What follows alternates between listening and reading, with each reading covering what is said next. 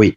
Dans la Lacha 9, vous dites que, Ouais. le Rambam dit qu'il faut mettre de mezouza à la souka parce que la souka n'est pas une résidence permanente. D'accord? Mais dans la Lacha 6, on dit qu'on met des mezuzot sur les portes de Nicanor parce que le Kohen Gadol va y résider Très 7 bonne jours. question. Or, Très bonne question. on fait la souka plus longtemps que le Kohen Gadol résidait dans cette pièce. C'est 8 jours pour la souka. C'est Très 7 bonne jours. question. C'est une très bonne question. Les commentateurs, ils parlent de cette question-là.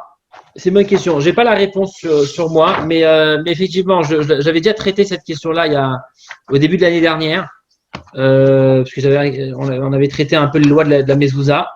Je peux pas vous la dire là sur place. Je l'ai plus. Il faut que je la revoie. Mais c'est une très bonne question. J'essaierai de vous la transmettre.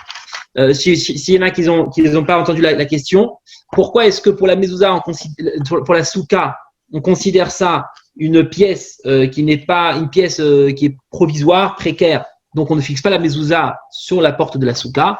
Par contre, pour la pièce où le Kohen Gadol ne résidait seulement 7 jours par an, on fixe oui la mezouza. Alors que Sukkot aussi, c'est 7 jours. Donc, pourquoi les 7 jours de la souka sont considérés provisoires alors que là-bas, non?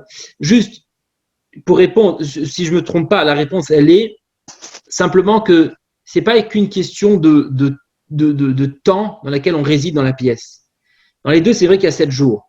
Mais dans la souka, elle doit être provisoire. Je vais vous donner un exemple. Imaginez-vous quelqu'un qui a une souka toute l'année.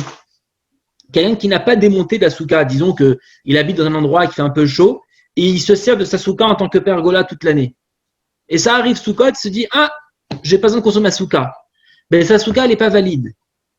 Pourquoi? Parce que la souka, ça doit être quelque chose de haraï, ça doit être quelque chose de provisoire. Ça doit être un édifice provisoire. Or, lui, il a gardé la souka depuis plus d'1 an. Dans la halakha, on appelle ça un édifice constant. Et donc, la souka, elle n'est pas valide parce que la souka, par définition, elle doit être provisoire. Par contre, la pièce du Kohen Gadol, elle, c'est une vraie pièce. La souka. La bracha qu'on dit, c'est les chefs à souka.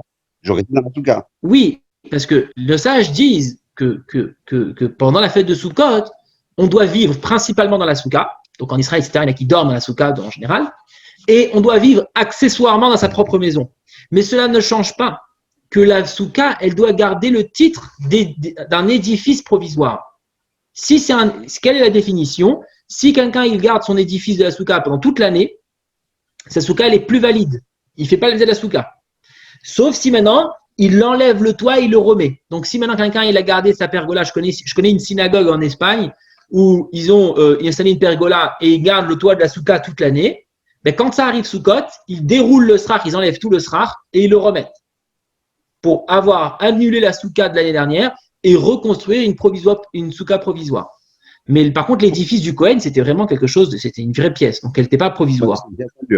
En dur. Mais pourquoi on n'invoquerait pas plutôt, pour la Lacha 9, de dire que de la même façon que dans une synagogue ou dans un lieu Kodesh, on ne met pas nécessairement de mezouza, la souka, elle a un côté Kodesh, parce que bon, il y a les Ushpizim qui viennent, Alors, justement, c'est pour cela que chez Chabad, on a la coutume de ne pas dormir dans la souka, parce que justement, on considère le caractère Kodesh, le caractère sacré de la souka. Les Rebbeim chez Chabad sentaient cette sainteté particulière qui se trouve dans la souka. Ils ne s'estimaient pas capables de dormir dans la souka en présence de cette sainteté. Donc, si tu prends en considération la sainteté de la souka, donc tu ne dors pas. Donc, tu ne vis pas là-bas continuellement. Si tu prends en considération le fait que tu y habites, c'est-à-dire que tu ne sens pas la sainteté.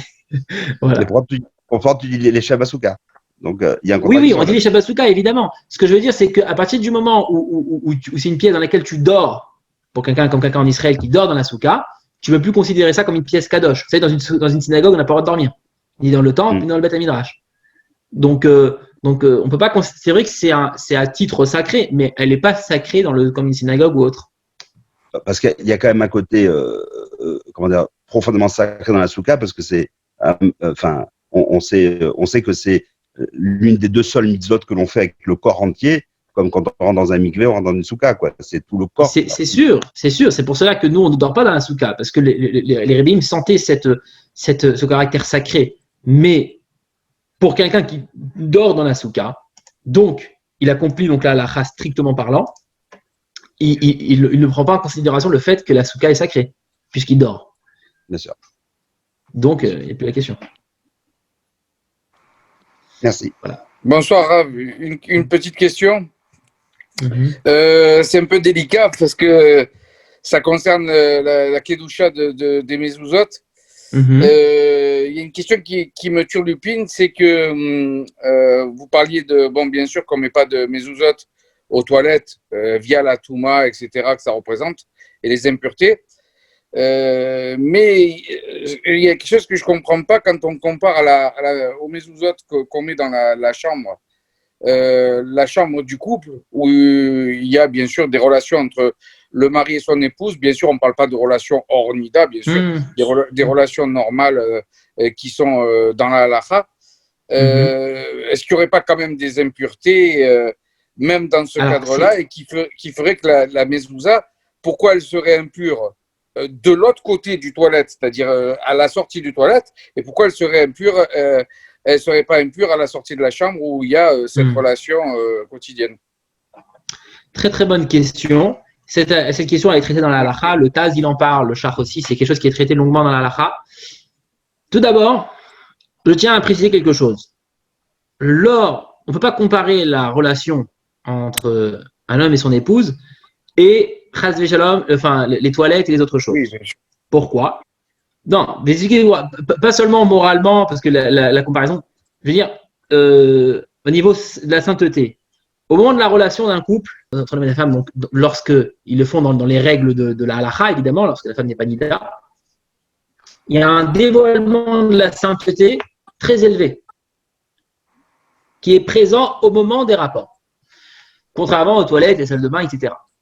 Et justement, lorsqu'un couple, donc là, on ne va pas rentrer dans tous les détails, mais ils sont couverts d'un drap ou d'une couverture lorsqu'ils font des rapports.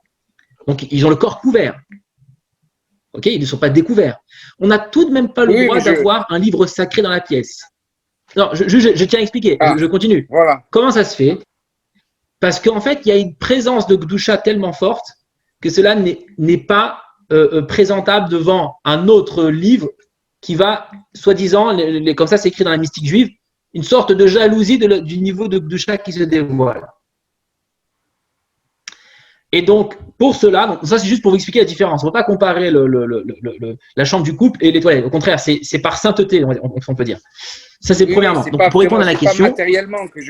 C'est pas matériellement que je faisais la comparaison. Non, mais juste au niveau de l'explique. Je dis, comme vous touchez ce point, je me suis dit, on va rajouter encore un petit truc. Alors, pour répondre à votre question, évidemment, la mezouza, on la fixe de façon à ce que quand la porte se ferme, la mezouza reste à l'extérieur de la pièce. Voilà. On essaie de faire ça. C'est pour ça qu'on fixe la mezouza toujours à droite en entrant. On ne va pas la fixer à gauche en entrant, sinon c'est pas soul, c'est pas cachère. C'est à droite en entrant, mais pas du côté intérieur, du côté extérieur, de façon à ce que lorsqu'on ferme la porte, il n'y a pas de problème. Premièrement. Deuxièmement, si ce n'est pas possible, ou pour X ou Y raison, il va falloir recouvrir la mezouza. Donc, on peut le fixer avec un scotch, un petit drap, un petit tissu, la mezouza. Cela est valable aussi, je tiens à préciser, pour ceux qui ont des enfants et qui ont la table allongée dans le couloir ou dans la chambre, juste devant la mezouza. Alors, la halakha nous dit, c'est pas apte, c'est pas joli de changer tous les jours le bébé à 1 mètre de la mezouza, comme ça, vue panoramique. C'est pas kadosh. Donc, pour cela, la halakha préconise de couvrir continuellement cette mezouza de façon à ne pas avoir une vue directe avec la nudité et les excréments de l'enfant qu'on change dans la chambre, sur sa table allongée, etc. Voilà, c'est quelque chose qui arrive très souvent, qu'on ne le sait pas tellement, mais c'est important de le pratiquer. Et en plus, c'est quoi dans la halakha 2, je crois, où ils disent que la surface minimale de la pièce doit être de 4 coudées par 4 coudées, ça fait 2 mètres par 2 mètres, ça fait 4 mètres carrés. En général, comme son nom l'indique, le petit coin, c'est un petit coin, quoi, donc il ne fait pas 4 mètres carrés la plupart du temps, hein, premièrement. Et deuxièmement, pour les rapports. Ah oui, il trouve toujours la solution. Hein, de quoi il dit quoi? En fait, les 4 mètres carrés, les deux coudées, dans les toilettes, il n'y a jamais 2 coudées, 2 coudées. 4 coudées par 4 coudées, ça fait 2 mètres. Je tiens. Oui. Je sais pas comment c'est en Suisse, hein, mais en France, il y a des nouvelles réglementations. Dans les appartements, pour les personnes à mobilité réduite, il y a obligation de faire des grandes toilettes. Ah, Dans les nouveaux bâtiments. Chez moi, c'est comme son nom l'indique, c'est un petit coin. Un petit coin, ouais, c'est un petit coin. C'est les anciens. Alors, je sais pas comment c'est en Suisse, ils ont fait cette loi. En tout cas, en France, les anciens immeubles, ils ont des petites toilettes. Et c'est nouveau depuis quelques années. Ils sont obligés de faire des grandes toilettes salle de bain. Donc maintenant, ils réunissent les deux. Vous savez, à l'époque, ça se faisait moins de toilettes salle de bain ensemble. Maintenant, c'est dans tous les immeubles des dernières années, ils le font. Et ils font un grand toilette salle de bain, c'est les lois obligatoires. Et par ailleurs, pour les rapports, quand même, ça répond à la première mitzvah de la Torah, c'est pour vous, donc croissez et multipliez. Donc c'est-à-dire que le rapport, il a au-delà du côté nudité, etc. C'est une injonction d'Hachem de croître et multiplier. Il y a le côté kadosh, quoi. Ouais. Qui fait que la mezouza est en fait est jumelée avec cette kedusha. Juste pour revenir sur une question qui revient souvent, juste pour les bureaux, etc., le travail, le magasin, dans lequel on n'habite pas là-bas, mais on passe une partie de la journée, on fixe, oui, la mezouza, mais en général, les décisionnaires de notre génération pensent qu'on fixe la mezouza sans bénédiction, parce que selon certains avis, on ne doit pas fixer la mezouza. Donc, pour éviter de faire une bénédiction vaine, ce qui est grave, on évite de faire des bénédictions en vain, évidemment. Donc, on fixe la mezouza, comme ça on accomplit la mitzvah de la mezouza, mais sans faire la bénédiction. Voilà. Et si on est dans un lieu où c'est dangereux de mettre une mezouza, s'il y a un danger par potentiel de mettre une mezouza, par exemple, est-ce qu'on est tenu de la mettre? Alors, vous savez, il y a dans la halakha, on traite clairement cette question. Il y a un Taz qui en parle, et dans les halakhot de mezouza, dans le Shulchan Aruch. Vous savez, il y a quelques années, j'étais à Lyon et on m'avait invité pour une conférence sur l'antisémitisme, la kippa, dans le regard de la Torah, etc. C'était à cause vous savez, à Marseille, il y avait eu un rabbin qui s'était fait agresser avec un couteau. Il s'était défendu avec son livre d'ailleurs. Et donc la question c'était la kippa, est-ce qu'on doit mettre ou pas la kippa? Il y avait des députés qui se sont fait photographier avec la kippa à l'Assemblée nationale pour montrer leur soutien, bref. Donc quelqu'un m'a demandé, est-ce qu'on a déjà vu dans le judaïsme le fait qu'on enlève, parce qu'il y en a qui ont demandé d'enlever la kippa, de ne pas la mettre. Donc on va poser la question, est-ce qu'on a déjà vu dans le judaïsme le fait d'enlever quelque chose, d'enlever une mitzvah, d'enlever quelque chose pour se protéger de l'antisémitisme? Alors là évidemment, s'il y a un danger physique et imminent ou avéré, évidemment il faut se protéger, la vie elle prime, donc évidemment on se protège, on ne mettrait pas la mezouza si c'était le cas. Je lui ai dit, mais on a vu dans deux endroits, on voit clairement dans deux endroits, dans lesquels la Torah ne demande pas d'enlever la mitzvah, mais de la modifier de façon à se protéger. La première est la Hanouka. Vous savez, normalement, on doit mettre la Hanoukia dehors. Et chez les Ashkenazim, on a gardé la coutume de la mettre à l'intérieur. Pourquoi? Parce que dans leur pays, ils avaient souvent des problèmes. Donc, ils ne mettaient pas la mezouza à la fenêtre. C'est pour ça que chez les Ashkenazim, on met la mezouza à la porte, pas de la maison, mais à la porte de la salle à manger. Par contre, chez les Sfaradim, ils ont toujours gardé la coutume de mettre à la fenêtre, dans les immeubles ou à la porte de la maison. Et c'est comme ça aussi en Israël. Parce que dans les pays Ashkenaz, on a souvent eu malheureusement des problèmes. Et donc, on n'a pas dit de ne pas allumer la menorah, on a juste dit d'allumer ailleurs, en cachette, dans notre salle à manger, en discrétion, et de ne pas l'afficher à l'extérieur. Donc, comme ça, on a modifié un petit peu la mitzvah, mais on l'a préservée. Pour la mezouza, la même chose. Dans la halakha, on demande soit de la mettre à l'intérieur, donc à la porte de la maison, mais à l'intérieur, toujours à droite en entrant. J'ai déjà été chez des gens, pour la mettre à l'intérieur, donc une fois qu'il est à l'intérieur, il a mis à droite de l'intérieur. Ça veut dire à gauche en entrant. Ça, c'était pas bon. Il faut la mettre toujours à droite en entrant, mais du côté intérieur. Et donc, comme ça, on a un petit peu modifié la mezouza. Normalement, on avait dit qu'il faut préconiser de la mettre le plus à l'extérieur possible, mais on a toujours gardé la mezouza. Autre chose, c'est possible dans la halakha, on donne ce conseil, on peut creuser dans le mur, installer la mezouza et reboucher, il n'y a aucun problème. Juste, il ne faut pas creuser plus que 8 cm. Mais il n'y a pas de raison d'enlever la mezouza, sauf si maintenant il y a des gens qui viennent fouiller à la maison, ce n'est pas une mezouza, donc là c'est autre chose. Mais pour les points d'antisémitisme, il n'y a pas de raison d'enlever la mezouza, il suffit un peu de modifier l'emplacement et on est tranquille. Merci. J'ai une autre petite question. dans la Lacha Yud Gimel, il est dit, il faut être scrupuleux sur la mezouza, d'accord? Mais d'un autre côté, quand on loue un appartement ou qu'on rentre dans un appartement, on a 30 jours pour mettre la mezouza. Pourquoi il y a cette tolérance? Pourquoi d'un côté 30 jours, de l'autre côté on parle il faut être scrupuleux, etc. Donc 30 jours, c'est quand même long, quoi. C'est-à-dire, on demande d'être scrupuleux. C'est de la même façon que on met pas une mezouza dans le camping-car, on met pas une mezouza dans une pièce qui n'a pas 4 amotes sur 4 amotes, on met pas une mezouza à la toilette, on met pas une mezouza dans tous les endroits qu'il n'y a pas besoin de mettre une mezouza parce que la halakha ne l'oblige pas. Quand on te dit qu'il faut être scrupuleux, c'est qu'il faut être scrupuleux lorsqu'on te le demande. Lorsqu'on demande de mettre la mezouza, il faut être scrupuleux de la faire et de ne pas manquer à la mezouza. Quant à savoir pourquoi est-ce qu'on attend 30 jours, parce que avant ce temps-là, ça s'appelle diratara, ça peut être une habitation provisoire.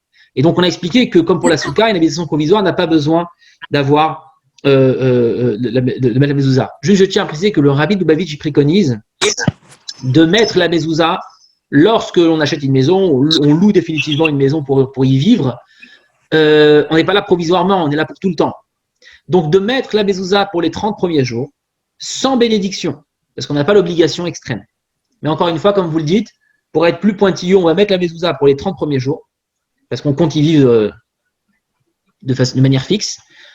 Et au bout de 30 jours, on va retirer les mezouzotes, on va les donner à un scribe à vérifier, comme ça on va s'assurer qu'elles sont cachères, et le fait de les avoir vérifiées, de les avoir retirées et faire vérifier, lorsque je les refixerai, là je le fixe avec bénédiction.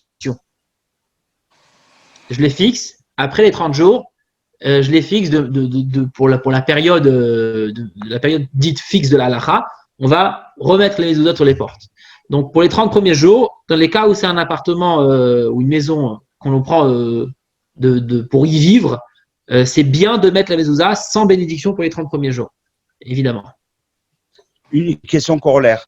Je fais des travaux de peinture. J'enlève les mezuzot. Ouais. Je les remets.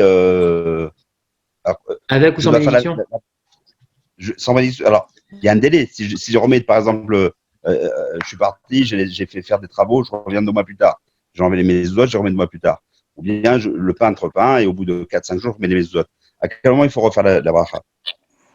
C'est une question qui est problématique dans la halakha. Elle n'a pas vraiment de solution simple. La solution à préconiser, elle est celle de les faire vérifier. Pourquoi? Lorsque je les enlève et je les fais vérifier, lorsque le sophère va les vérifier, moi je ne sais pas, peut-être qu'elles vont sortir cachères, peut-être que non. Donc on a créé une sorte de Hesser Hadat, une sorte de déconnexion un peu mentale de la mezouza. Je ne suis pas sûr de la remettre, parce que peut-être que le sophère va me dire qu'elle n'est pas dans l'état. Et donc lorsqu'il y a les rangs, même s'il me dit qu'il s'avère qu'elles sont toutes cachères, alors là c'est une nouvelle fois où j'accomplis la mitzvah. C'est comme quelqu'un qui a enlevé les téphilines, il pensait avoir fini sa prière, après il se rappelle, il dit « Ah non mais mince, j'ai pas fini ». Donc s'il remet, il doit refaire la bénédiction. Pourquoi? Parce que quand il les a enlevés, il pensait les enlever définitivement. Donc lorsqu'il remet les téphilines, il doit les remettre. Donc c'est une nouvelle mise de téphilines, c'est une nouvelle bénédiction. Le cas inverse, quelqu'un il a les téphilines sur lui et on lui prévient qu'il y a la police qui met les contraventions sur la route parce qu'il est mal garé devant la synagogue pour le minyan. Et donc il enlève vite ses téphilines pour bouger la voiture. C'est quelque chose qui arrive souvent à Paris, on a souvent ça. Donc il déplace la voiture pour pas prendre une amende et ensuite il revient à la synagogue. Il remet les téphilines pour finir sa prière.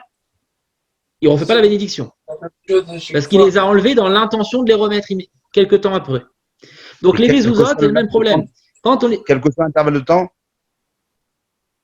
Non, alors, bonne question. Plus que 1 ou 2 heures, plus que 2 heures, il faut refaire la bracha. Mais même si je m'arrête pour une demi-heure, 3/4 d'heure, 1 heure, j'ai besoin de refaire la bracha. Alors, j'enlève la mezouza et le peintre fait son travail, il faut laisser tout. Les 1 ou 2 heures, c'est pour les téphilines. Ouais.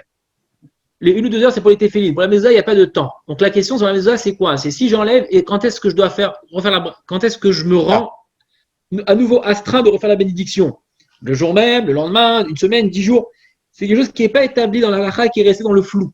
Pour cela, on demande de les faire vérifier. Quand je les fais vérifier, je ne sais pas si je vais les remettre dans l'état. Parce que peut-être qu'il y en a qui vont être invalides. Donc, je les enlève un peu avec l'intention de ne pas les remettre forcément. Et donc, dès que le sofer va me dire oui, elles sont cachères, tu peux les remettre, là, c'est une nouvelle mise de mezuzot et donc je peux refaire la bracha sans aucun problème. D'accord. Voilà. Ok. Hazak. Bon, j'espère que c'était clair. On a touché pas mal de points intéressants. Et à l'occasion, si un jour vous avez l'occasion d'avoir un shiur d'alacha que sur les mezuzot, c'est en soi, dans l'alacha, les maasé, il y a beaucoup de quoi parler. Ouais. Pour M. Waknin, la gematria de Mezouza, c'est 65. C'est la même gematria que Amonai. Ah ouais. Hazak. Si quelqu'un, on emménage dans un appartement et c'est bien sûr, tout est prêt, on veut y habiter, est-ce qu'il faut absolument attendre 30 jours pour apposer la mezouza? On ne peut pas le faire plus tôt? Strictement anarchiquement parlant, j'ai pas le droit d'émettre, enfin, j'ai pas le droit, c'est que j'ai pas l'obligation d'émettre les 30 premiers jours. Donc, ce qu'on va faire, et pour être protégé, pour bénéficier de la protection de la mezouza, on mettra la mezouza dès que l'on emménage dans la maison. Et au bout de 30 jours, au moment dans lequel on devient astreint à la mezouza, on va retirer les mezouzotes, les donner à vérifier chez le rabbin, chez le scribe, chez le sofer, pour qu'ils vérifient si elles sont parfaites. À ce moment-là, lorsque je vais les refixer, je vais les fixer à nouveau avec la bénédiction. Donc la première fois sans bénédiction, et la deuxième fois au bout de 30 jours, lorsque je les enlève, on les fait vérifier et qu'on les remet, je les remets avec bénédiction. Ça, c'est l'idéal. Après, si ce n'est pas faisable, eh ben, on les met au bout de 30 jours avec bénédiction. En tout cas, voilà, à la semaine prochaine, Bezrat Hashem, ce sera Chol HaMoed Sukkot. Merci. Donc, je vous souhaite Chag Sameach, une bonne fête de Sukkot et que l'on puisse se voir au Beit HaMikdash avec le Mashiach à notre tête, si Dieu veut. Bonne soirée. Amen. Amen.